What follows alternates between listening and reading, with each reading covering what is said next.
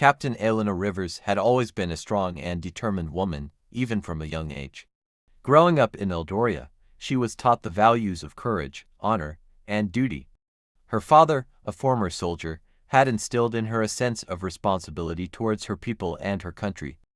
When Tharsis launched its sudden and brutal attack on Eldoria, Elena was devastated.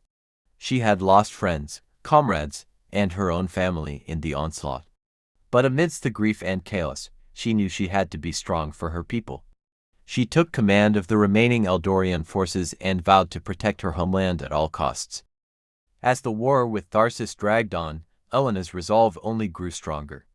She led her troops with skill and determination, earning the respect and admiration of her soldiers. But as the battles raged on, Elena began to question the endless cycle of violence. One night, as she sat alone in her tent, poring over maps and battle plans, Elena had a moment of clarity. She realized that true victory would not come from defeating Tharsis on the battlefield, but from finding a way to end the conflict once and for all. Determined to seek a peaceful resolution, Elena reached out to Tharsis with an offer of truce.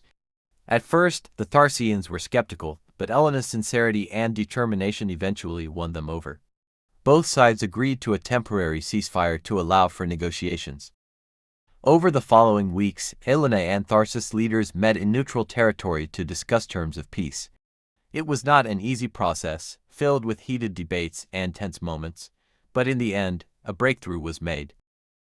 Elena proposed a mutual disarmament agreement, where both Eldoria and Tharsis would reduce their military presence along the border.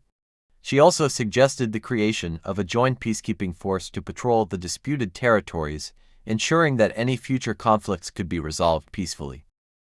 The Tharsians agreed to Elena's proposals, and a formal ceasefire was declared. The war that had ravaged the land for so long was finally over.